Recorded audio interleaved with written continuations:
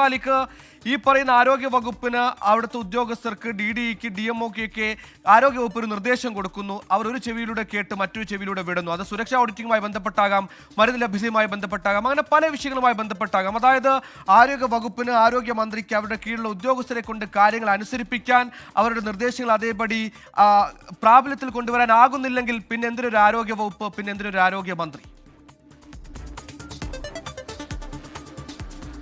സുഹൈൽ, ഈ വിഷയം കോട്ടയത്തുണ്ടായ ഈ വിഷയം സംസ്ഥാന സർക്കാരിനെ ആകെ പ്രതിരോധത്തിലാക്കിയിരിക്കുകയാണ്. പ്രത്യേകിച്ചും ആരോഗ്യമന്ത്രിയെയും ആരോഗ്യ വകുപ്പിനെയും വല്ലാതെ പ്രതിരോധത്തിലാക്കിയിട്ടുണ്ട്.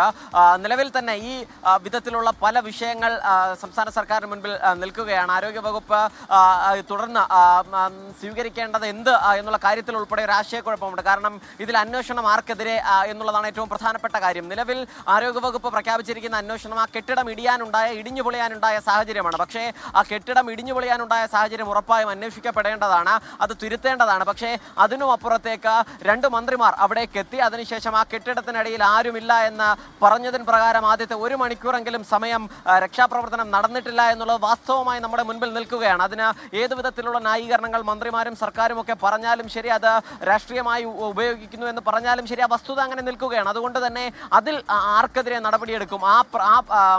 മന്ത്രിയുടെ തെറ്റിദ്ധാരണ മൂലമാണെങ്കിൽ പോലും 2 മന്ത്രിമാർ പറഞ്ഞ ആ മണിക്കൂറുകൾക്ക്, ആ 1 മണിക്കൂറിന് എന്ത് നടപടിയെടുക്കും എന്നുള്ളതാണ് ചോദ്യം. അതുകൊണ്ട് തന്നെയാണ് പ്രതിപക്ഷ സംഘടനകളൊക്കെ തന്നെ ആരോഗ്യമന്ത്രിയുടെ രാജി ആവശ്യപ്പെട്ടുകൊണ്ട് സംസ്ഥാന തലത്തിലാകെ പ്രതിഷേധം ശക്തമാക്കിയിരിക്കുന്നത്.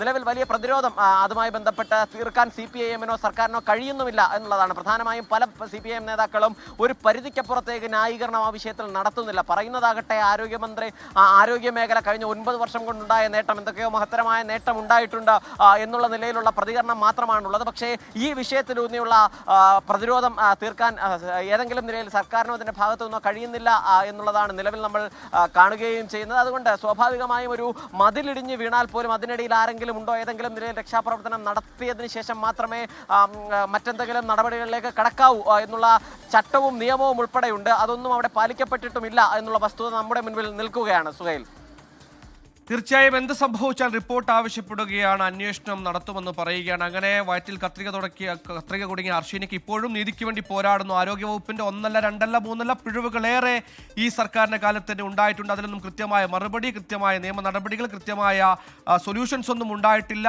2ാം പിണറായി സർക്കാരിന് കാരണമായതിൽ പ്രധാന പങ്ക് വഹിച്ച വകുപ്പായിരുന്നു ആരോഗ്യവകുപ്പ്. ആരോഗ്യവകുപ്പാണ് സർക്കാരിനെ ആകെ ഇപ്പോൾ പ്രതിരോധത്തിലാക്കുന്നത്.